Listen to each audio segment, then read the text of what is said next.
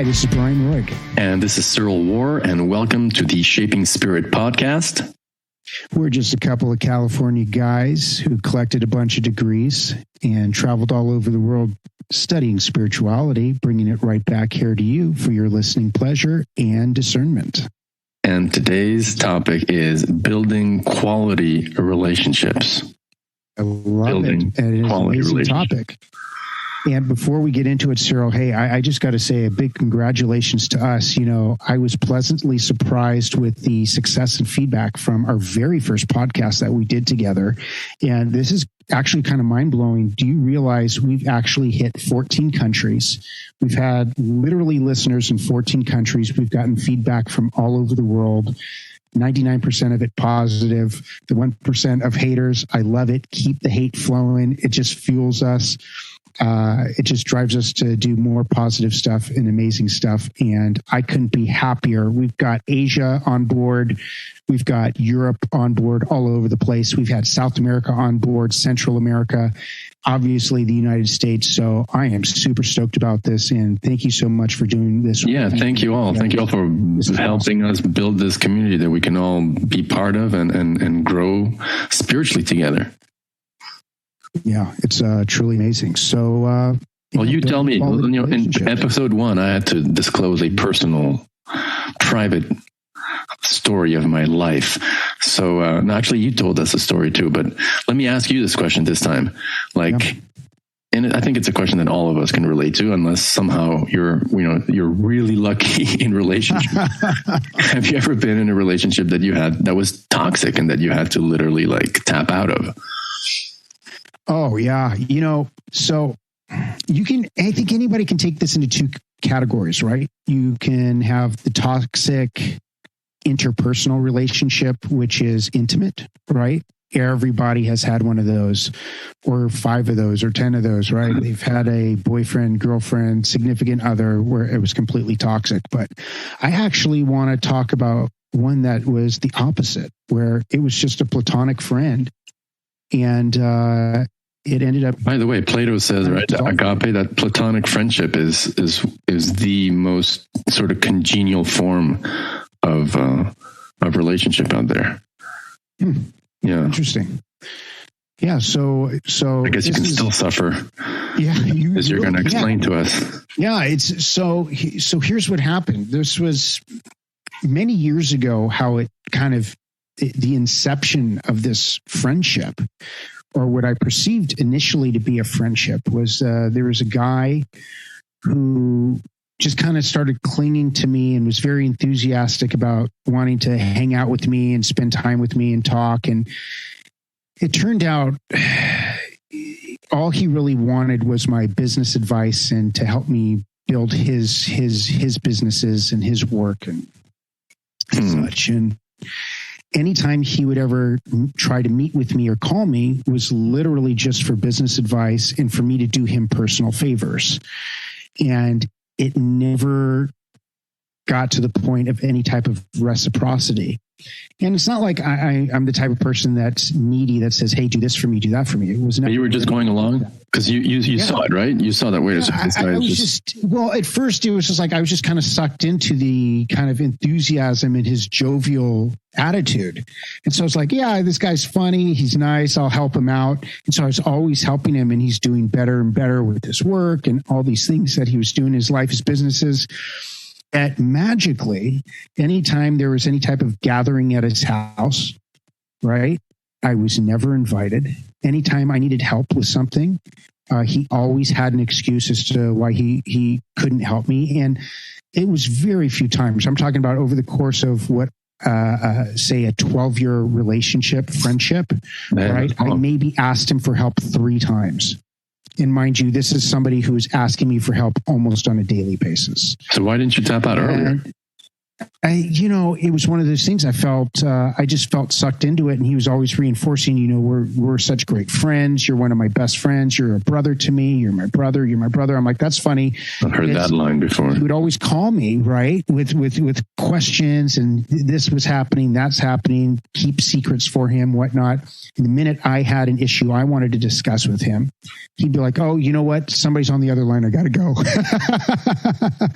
And it was ridiculous. And I remember one of the last times I hung out with this guy, he says to me, oh, can you, I have some properties. He had a bunch of real estate. He's like, I have some properties I need to attend to. Can you come with me?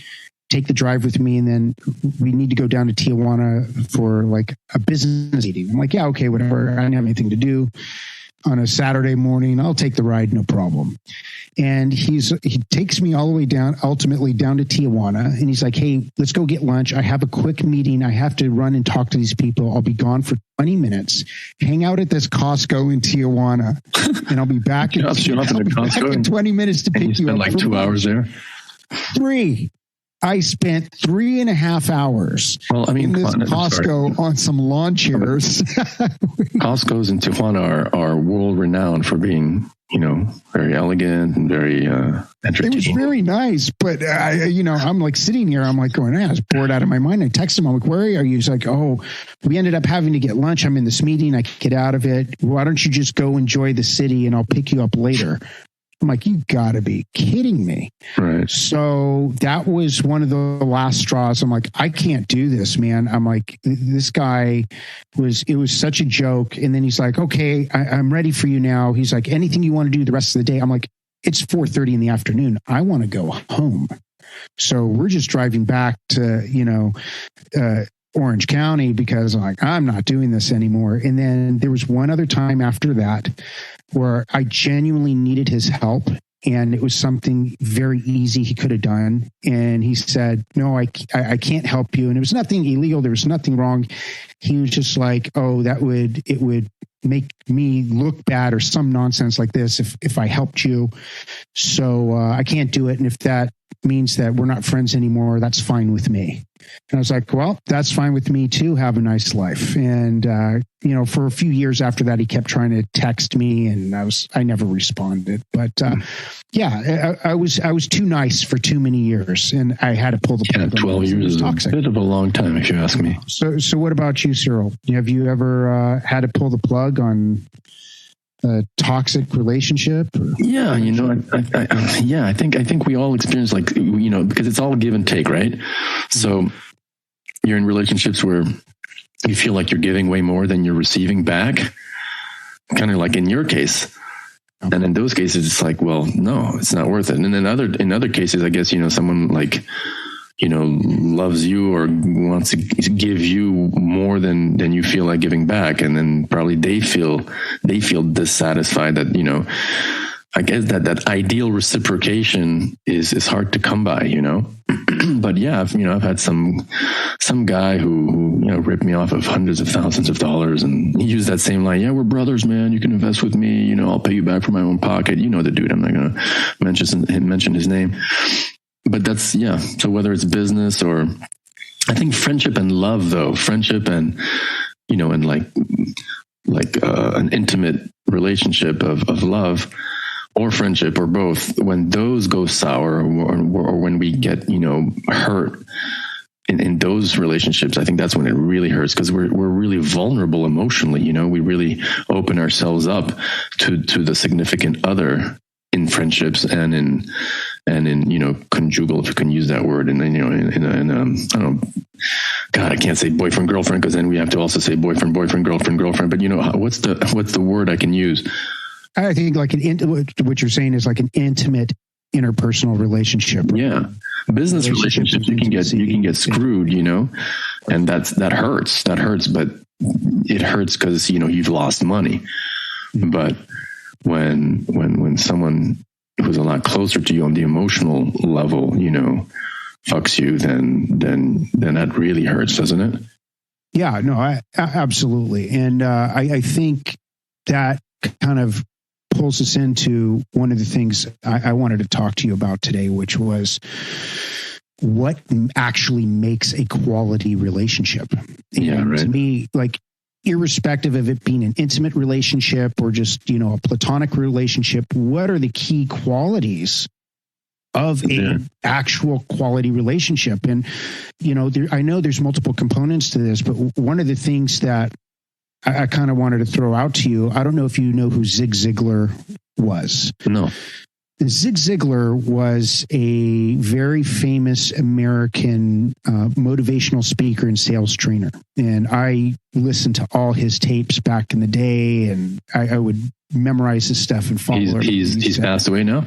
Yeah, I think he died about 10 years ago, but it was amazing. And one of the things he said, and this really helped me in terms of developing relationships with others, was saying, seek first to understand, then be understood. I'm going to say that again because this is something I think we can all meditate on. That sounds like really biblical. Yeah. Seek first to understand, then be understood. It's almost like that prayer, what is it? Seek not, it's like a prayer by St. Francis, right? Like, please, God, let me, want to bring peace rather than, bring, to be the agent of X, Y, as opposed to wanting X, Y. Remember? Yeah. And so, here's why it was important to me. And I think this is something key that most people miss. Most people want to talk and get their point out so much that they have no interest in truly understanding the other person. And hearing the other person. Yeah, and hearing. And going beyond hearing, there's a difference between hearing and listening, right? Right. Like, and, really... one of the things I wanted to talk about today was, a technique called active listening. And when you're actively listening, you're actually engaged in actual quality conversationship. You can only do that when you're on a jog with your friend.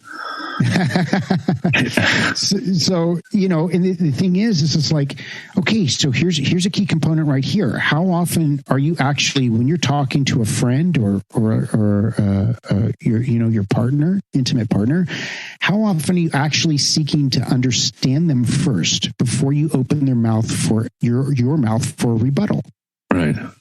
I mean, gosh, we all do it. Right. We're all in the point like, well, I hear this person saying this. I have a great rebuttal for this. I think in this country now we see it more than ever, especially with the polarization of politics, where you see people that are very intimate friends being on two sides of an opinion, right? Two different sides of a political opinion now becoming like mortal enemies. And I've never seen that before, but now I see. Are you talking about Russia and Ukraine right here? No, or Russians and Ukrainians, who used to be brothers and now they're just pit against each other, which sucks. But look at what goes on in American politics. My goodness gracious. It's like, this guy's out to get you. No, this guy's out to get you. It's like, okay, everybody just shut up. Calm down, take a breath. Let's take a deep, deep breath, right? And realize that we are all individuals. There's a multitude of opinions and ideas. And because of that, we all have the opportunity to see things differently. And unless you can accept that everyone has an independent, unique vision, okay, we all have independent vision. Well, it's that song by Sting. Remember that song? If you love somebody, if you love someone, set them free. Yeah. Well, that's deep. That's deep. Last week it was the police. Now this week it's the Sting. Don't worry, guys. I'm not a Sting and police. It's not just about that. We have plenty of other bands too. Don't worry, we'll get there. We have Iron Maiden. Yes, Bob Marley. We'll get to Van Halen at some point. But I think first, one of the key components, if we look at this, in building quality relationships with people, is understanding the other person's point of view. Getting to understand someone, ask actual questions. If you ask somebody, hey, Cyril, how's your day? What's going on in your life? Don't just let them start talking so you can talk over them. Let your friend or your partner talk. Because the key to a quality relationship is vulnerability. And Cyril, as you were saying, when we first started off, what happens? Why do we get burned in relationships? Because we were vulnerable, we were open. right? We had faith that that person would care for our vulnerability. So you're saying that hearing the other actively or emphatically or carefully, that makes us vulnerable?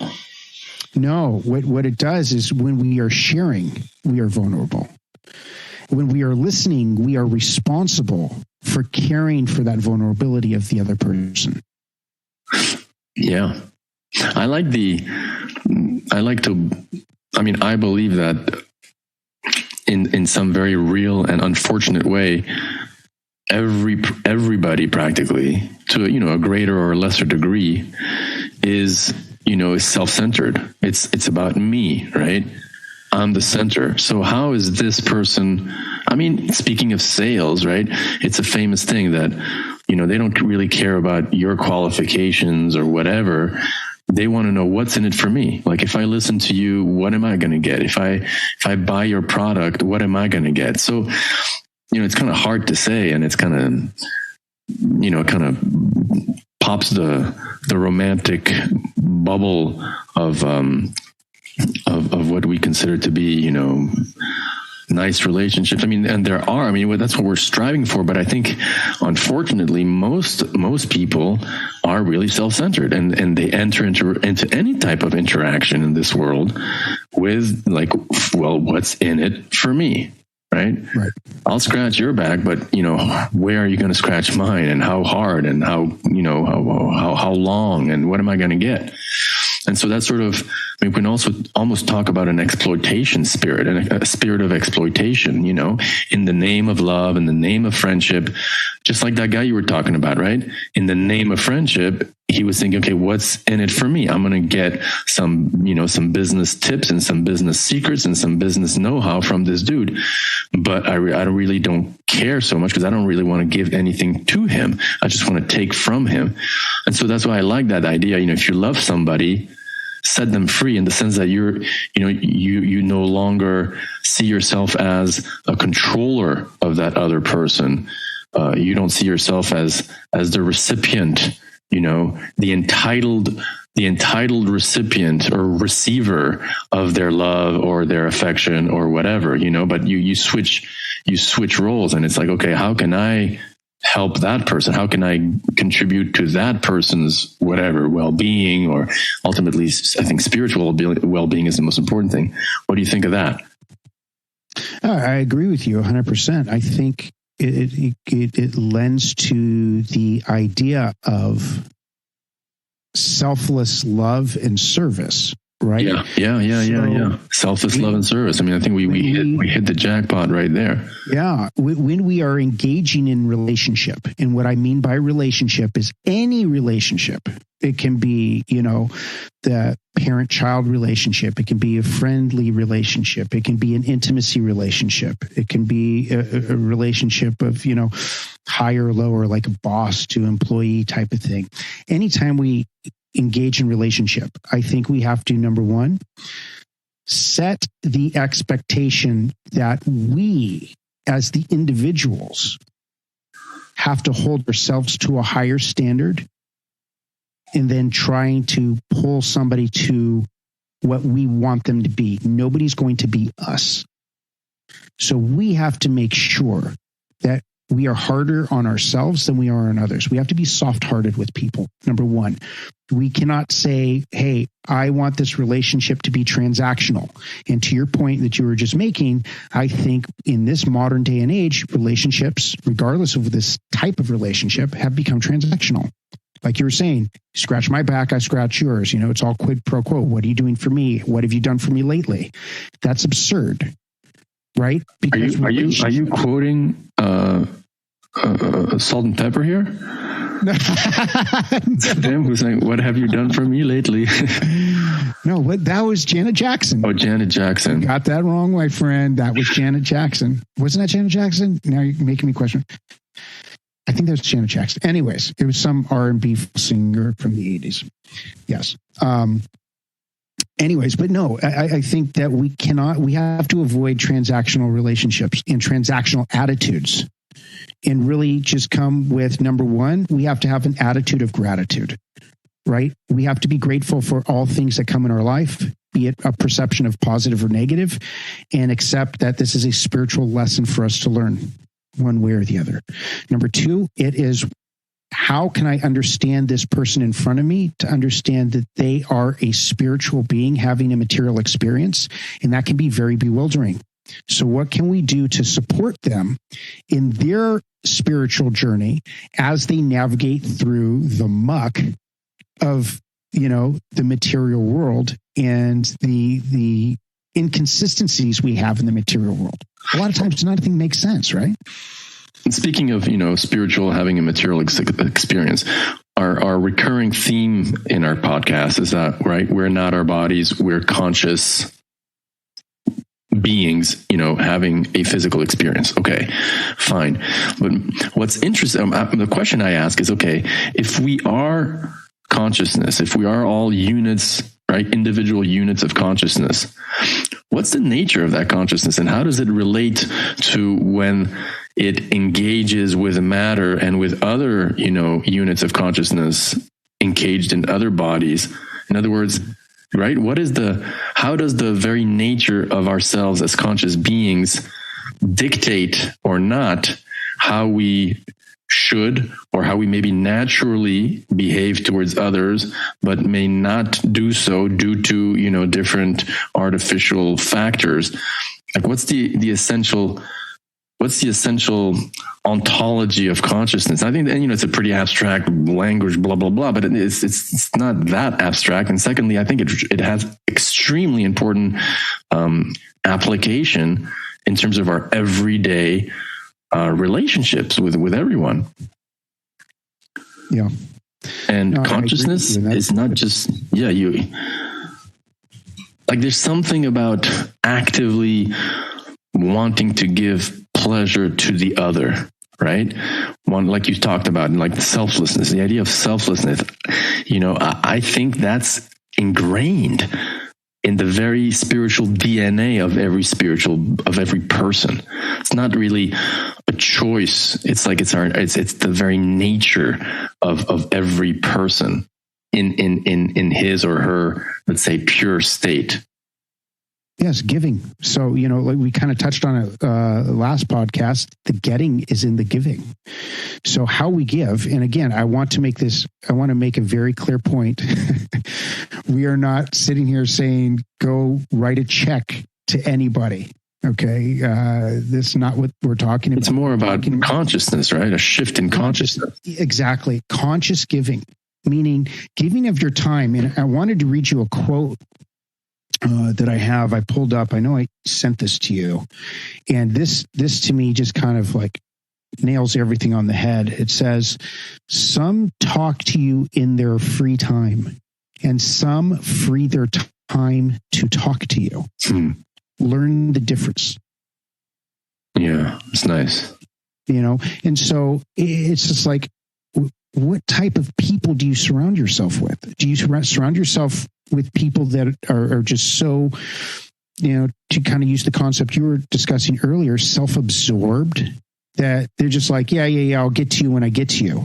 Or somebody says, you know what, this person matters to me, right? Because we talked about we are not matter, but we all matter.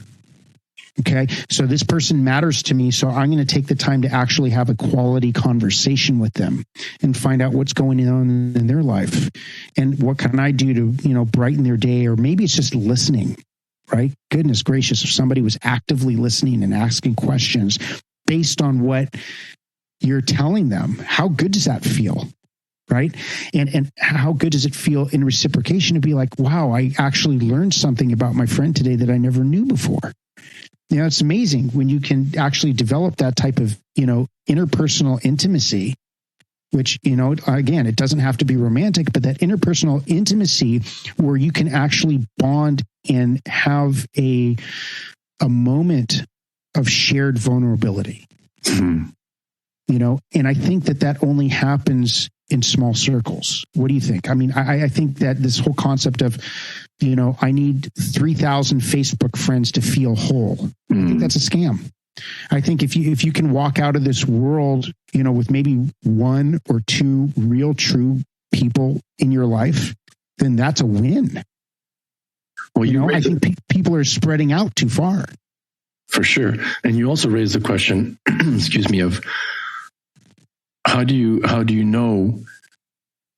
judge when that friendship or that, loving relationship is positive or toxic? Let's deal with that one. Yeah. Because, we want to be selfless. That's the goal. We try. Okay. It's all about, more, giving rather than receiving, being vulnerable, hearing the other. Okay. But what, there are toxic people. How do you know that? Okay. I'm going to do this for this person, but maybe the person's out to get me, or maybe that person's actually toxic for me, consciously or unconsciously, from his side or our side.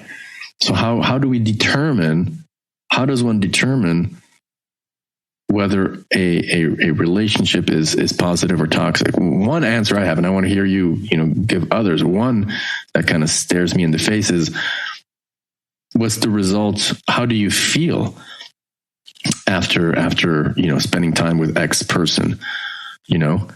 You feel more, light and liberated and fear and with less fear in your consciousness and so on? Or on the contrary, do you feel more anxious, more angry, more frustrated, more aggressive, right? Wouldn't that be one way to ascertain what's a positive and what's a toxic relationship? I think so, but I will put a little bit of a caveat to that, or throw a slight monkey wrench in that, because we'd have to dig into that a little bit deeper. And I'll just kind of relate this little nugget, and you're going to laugh at this. So I'm not going to get into politics in any way, shape, or form, but there were multiple stories that back in the day, former U.S. President Bill Clinton, people were saying he was the greatest conversationalist they had ever met, and made you feel like $1 million. And you walked away with those conversations thinking that you had the greatest friend and the greatest person you had ever spoken to. And it turns out the key to his conversational success was constantly asking the people questions about themselves, creating a sense of active. But you can be kind of tricky and you can be kind of a hypocrite doing that.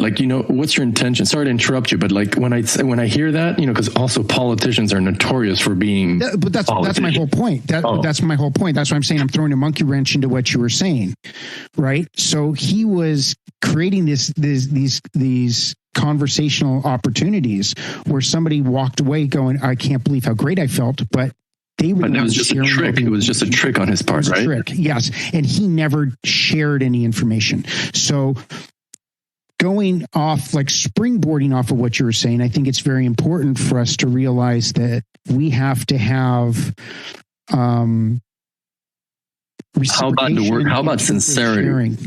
Sorry to interrupt. What were we going to say? I want to hear. No, sincerity is huge, so that gets to my point, right? You have to have reciprocation of sharing and reciprocation of vulnerability. You can't be one-sided in your vulnerability, because that ultimately stems from the sincerity of the individual, right? So how do you tell vulnerability? How do we go back to that same question then? How do we determine whether a relationship is toxic or positive? Is there mutual investment in serving? Is there mutual investment in caring? Is there mutual vulnerability? And what does this person genuinely have your best interest? Yeah. Are they seeking to understand you, or are they just trying to talk over you, or are they just trying to take from you? Right? There's always this. I think when you really look at it, there's people that I've had to cut out of my life where it's just all they wanted to do was talk negatively about others. I can't stand that. Right. Where they're so toxic. I knew people that they would thrive on other people's success. Unfortunate. Oh, I thought you were saying you want people who thrive on other people's success. Exactly. That's what you do want. But what you don't want is somebody that thrives in other people's misery or suffering, where they get excited if something bad happens to you. Because that means actually they're envious. Deeply in the heart, there's some deep envy, isn't it? Yeah. And I'll tell you something. Envy, it's nasty. It's also about respecting individuality. And here's something very interesting I'll share with you. Some of the coolest friends I've had in my life from childhood, middle school, high school, college. There's something very unique about all of us, right? Just really quickly, there's a couple of doctors, one's a district attorney. Two of them are very successful photographers. One's a successful poet. Another one's one of the biggest finance ministers in the United States. And, here's the thing that made us all interesting in terms of why the friendships lasted over the years. One of them's like one of the best IT tech guys in the world. My best friend in the whole world is like, just this brilliant IT guy. And I'll tell you, we all respected each other's individuality, and there was never any peer pressure to conform to some group think. Everybody respected each other's individuality. Look, when I was a teenager, when I was growing up, I had hair down to my butt and the black nail polish and the wild leather pants, and I was this loud rock and roll guy. Nobody said to me that I was a bum for doing that. People were excited for me. We all celebrated each other's success. And to this day, anytime I talk to any of these guys, it's always the same thing. We're all happy for each other. And that's key. You have to, like you said, be happy for other people's success. You should have no envy. If it's a true friend, everything they do, you are there. You got their back. You're excited for them. And you deeply care that they are happy and successful, and that you respect their individuality. And I think that's what's missing in finding quality relationships today. To add to what you just said, this idea of individuality, it's important to remember, just echoing what you said, that every person out there is an individual. Right. Every person's an individual. And not only are they individuals, but they are subjects of their own destiny. They're subjects of their own life. They're, conscious, free-willing individual persons, right? And they've got their own path in life. They've got their own trajectory.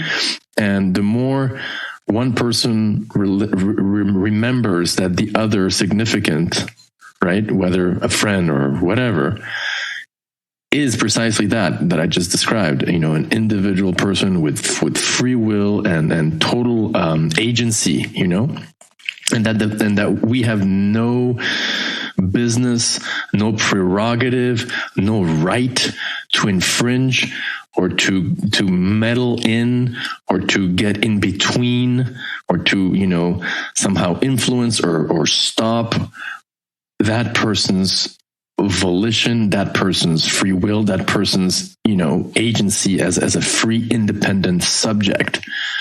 Then I think there's a lot more room for a healthy relationship. What do you think? I agree. I couldn't agree with you more. I think that's incredibly important. And I think we collectively need to look at ourselves and look at the people around us and respect each other's individuality and celebrate that individuality and make sure they're doing their best in what can you do. And again, but you don't have to have 1,000 friends. Let me play the devil's advocate here, or let me throw a wrench in here, because following what we just agreed on, one could come to what I think would be a crazy conclusion. Let's say, you've got a relationship between John and Mary, just to keep it really original. So, so you've got John and Mary, and if John, notices that, against his agreement, against his, some people are poly, they don't mind if their significant others, sleeps around with anybody that's part of their, deal, and okay, whatever. But I think in most cases, and let's just use a case where John does not feel comfortable that, Mary cheats on him, right? Mm. If he starts thinking, well, she's cheating on me, but hey, I'm not going to interfere. She's an agent with her own volition and her own free will, and she's a free subject. So I love her, and so therefore I'm just going to not say anything because I'm detached and I'm letting her, do whatever she wants, or vice versa. There's something missing. There's something not cool in this equation. What is it? Well, that's selfishness, right? It's a sensation. It's basically this sensational aspect we have today of pure self-centeredness and selfishness. You go on to these websites, these different social media websites. Most people, it's, what is it? Pictures of themselves, then another picture of themselves. Then, I can't tell you how many places I walk in Southern California and I see these, individuals posing and pretending like they're doing something when I'm like, that's not what you're doing. It's totally fake. I think people are living fraudulent lives, but it just comes down to pure selfishness.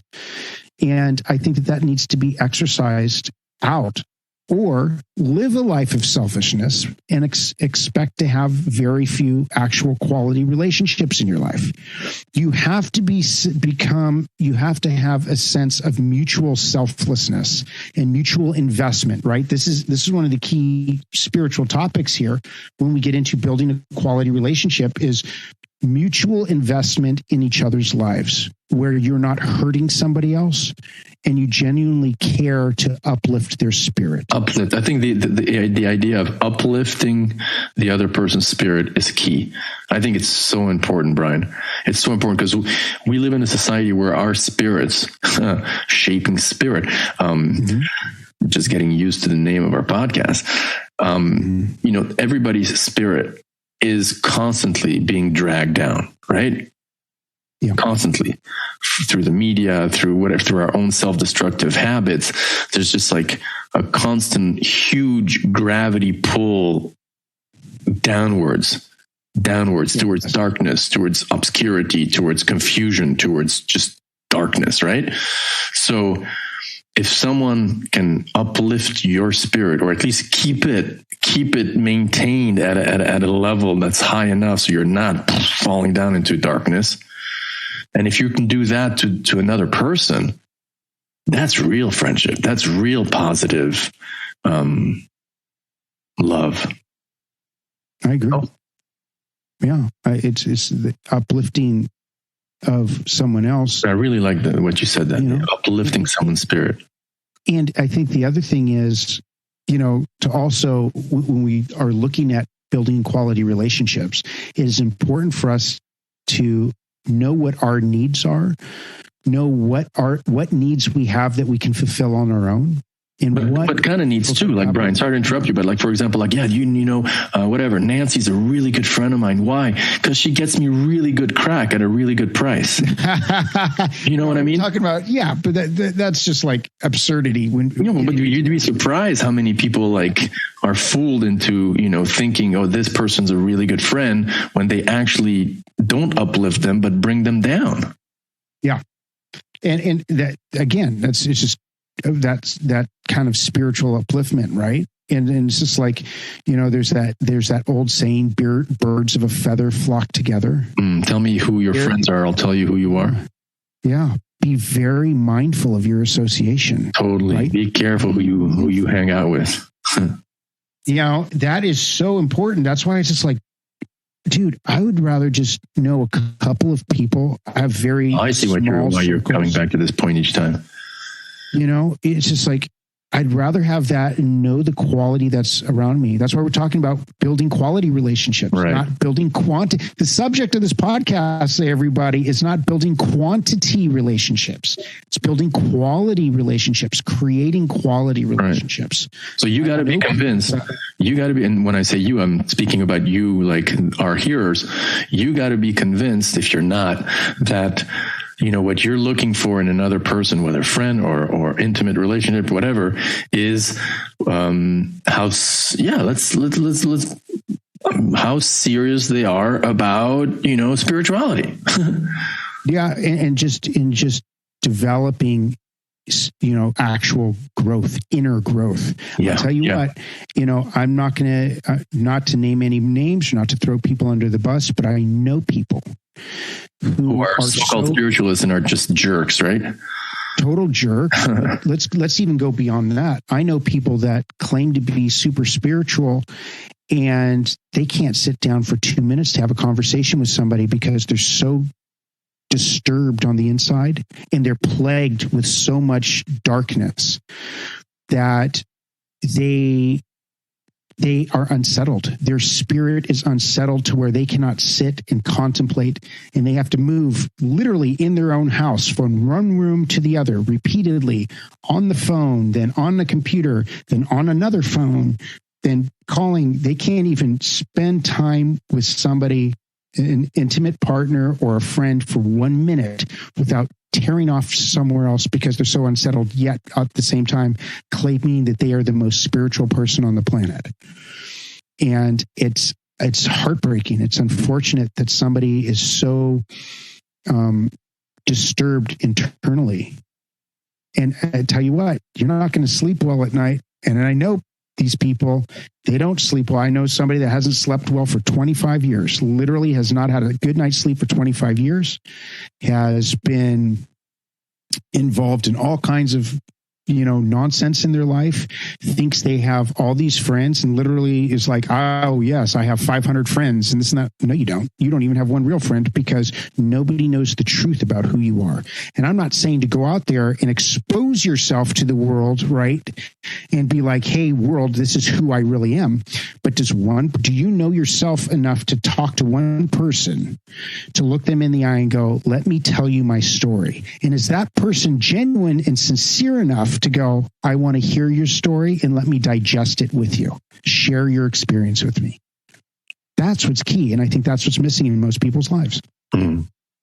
What are your thoughts on that? I agree. There's not much more I can say. There's really not much more I can say. Sincerity. I mean, sincerity really is an important thing. Sincerity, anchored in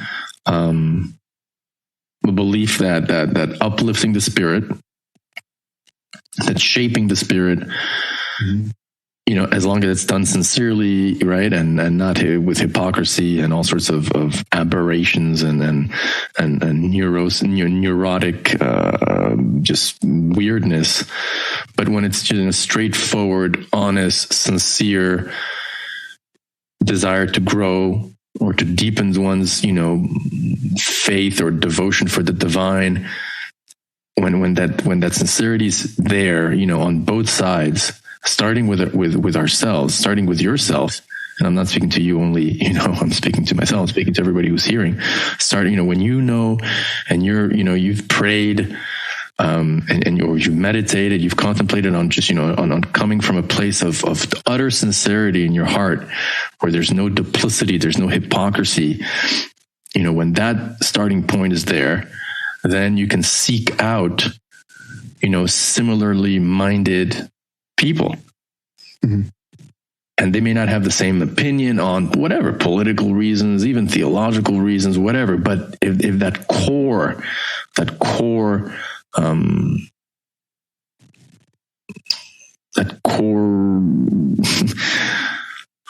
do I, you fill my words in here.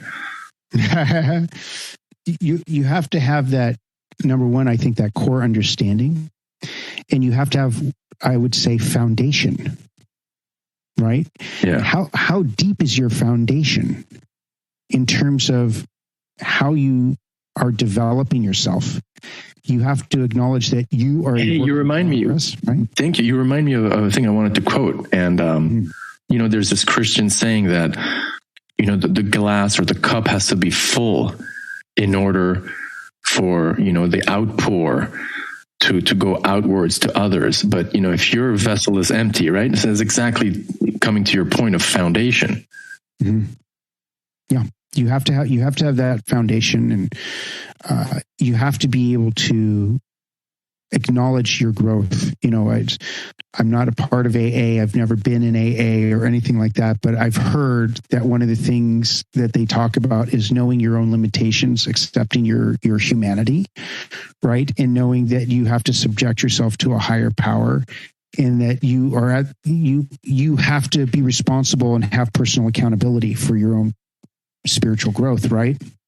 Totally. Ultimately, to grow with somebody else, Remember, every relationship you have is an individual, is a journey. You each have individual journeys, and then you have a journey together. Yeah. And sometimes that journey is a very short train ride, and sometimes it's a long ride, right? But you have to be grateful for however long or short that journey is, and take whatever nugget of wisdom you get from it to continue to develop yourself. And the beautiful thing about that, and we're going to get into this in another podcast, is when you are developing yourself spiritually, and I want everybody to really consider this, there is no depletion of the spiritual bank account. When you invest in your spiritual bank account, it never depletes.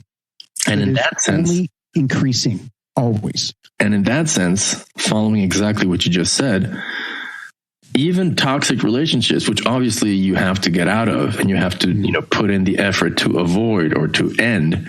But even toxic relationships, which somehow or other you've been, thrown into, right, by whatever, the universe or luck or whatever, even those relationships, when you have that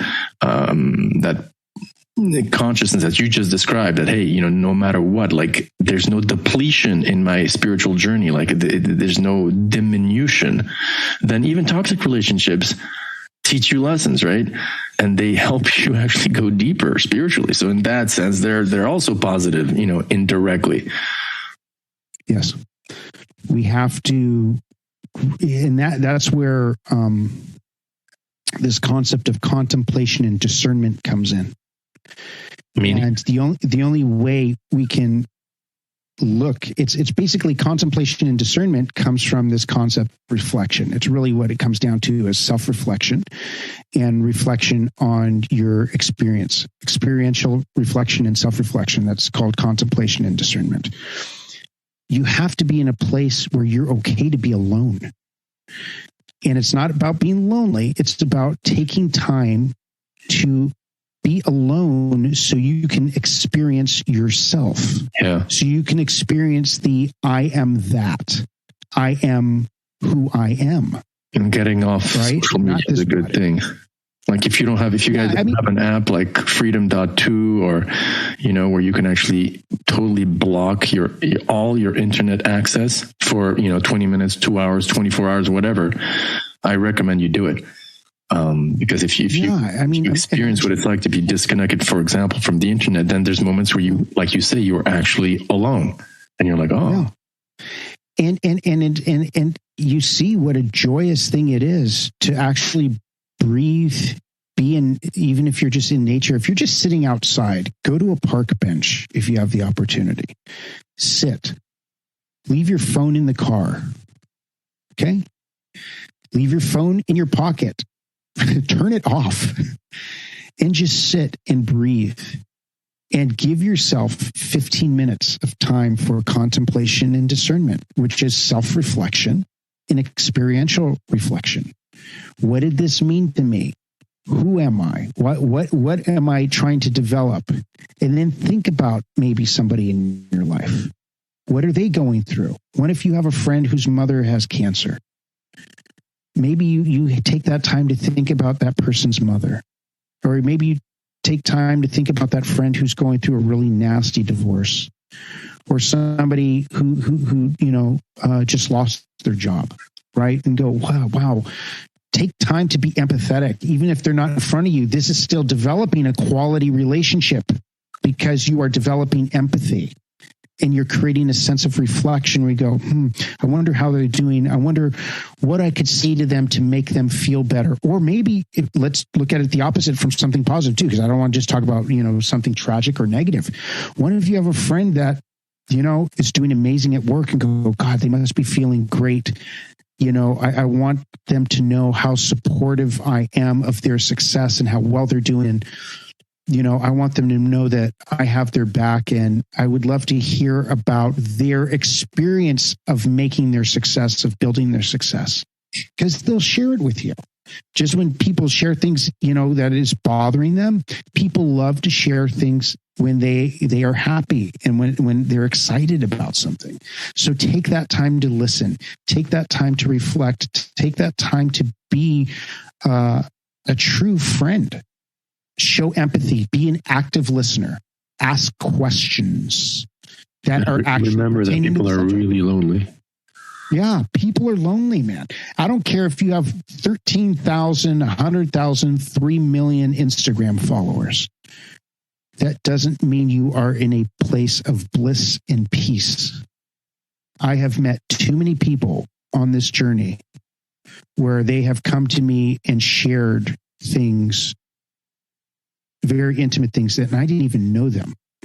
You know, I'll tell you, Cyril, I don't know if I've ever shared this with you, but over the years, I've had very strange experiences. Not bad, but it was very odd, where I've had random people come up to me in stores when I'm shopping. I've had celebrities come up to me, people that I know when I was in environments where there was, a celebrity around or something like this, telling me very intimate details about their life. And some things really tragic. I've had people come up to me in a store and say something horrifying about their life. And I was like, oh my goodness, I'm so sorry. And I started engaging them in the conversation.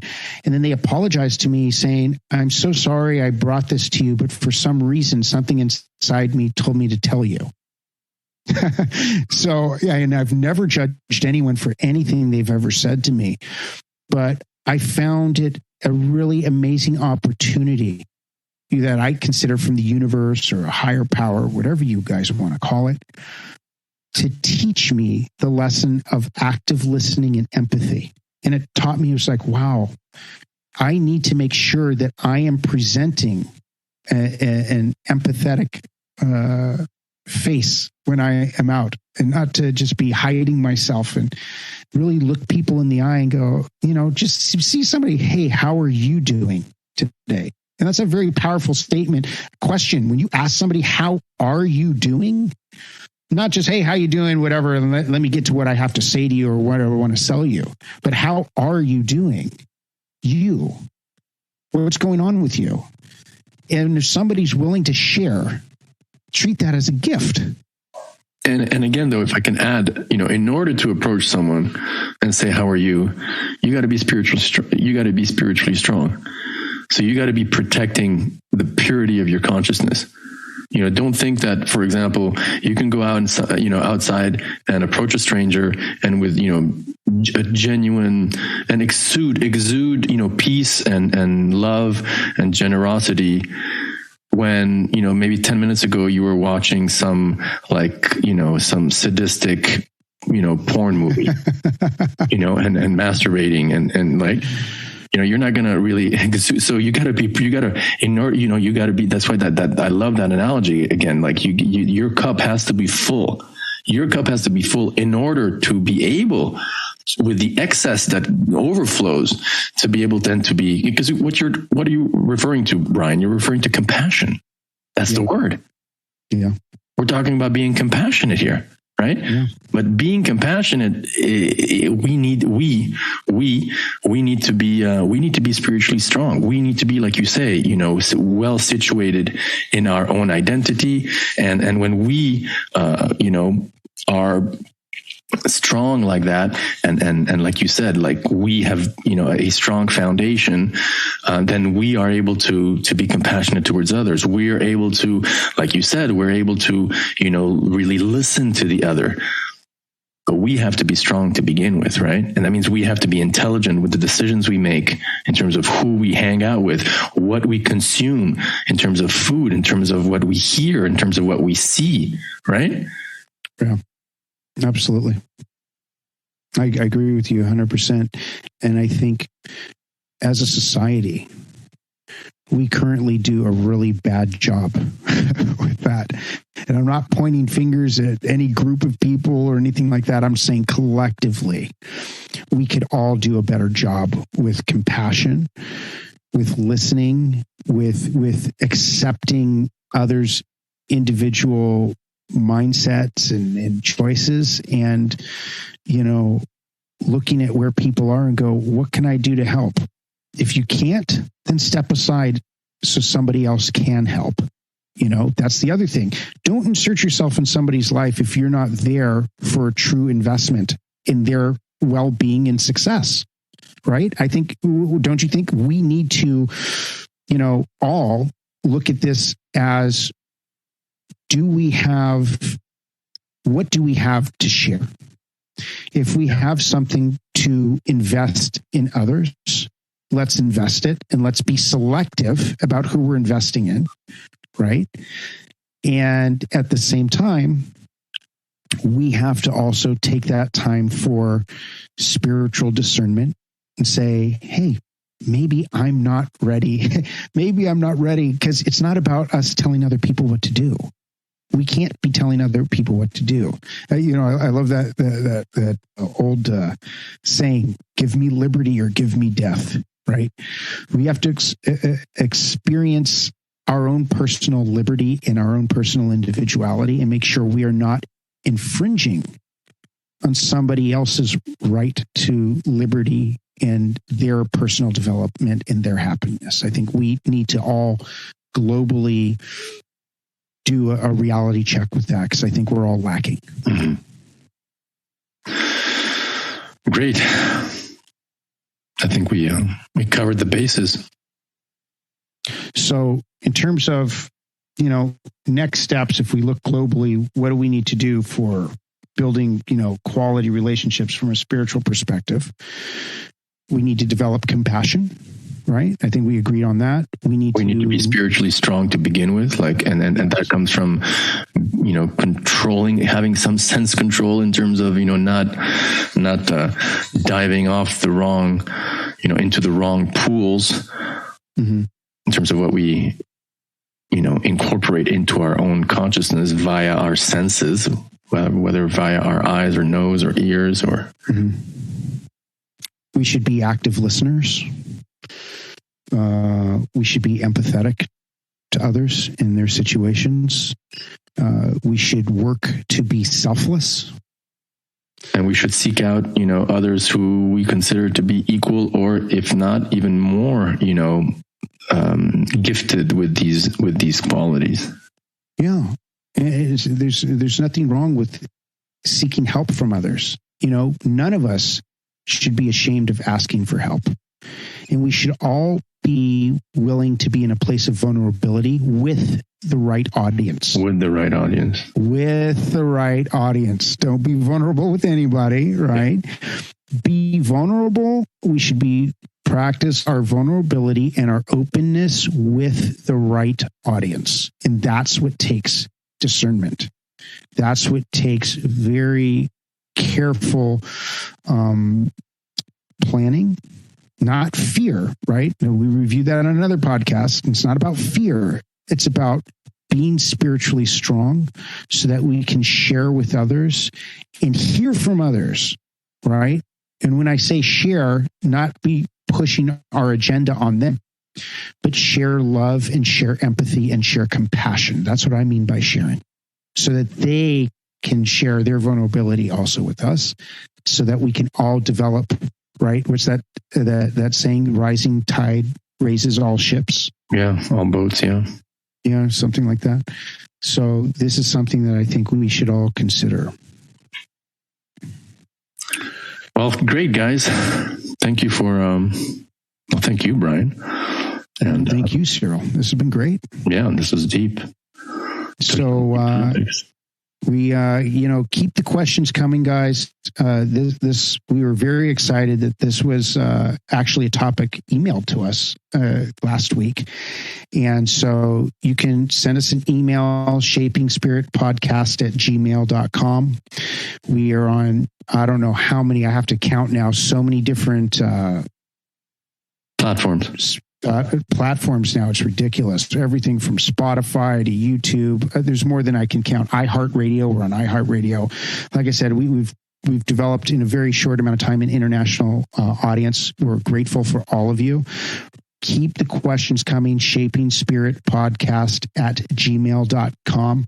And we're going to get to a variety of different topics, and it's going to be super fun. And we would love to engage with you. And thank you so much. And remember, you are not your body. We are not matter, but we matter. We matter. We all matter.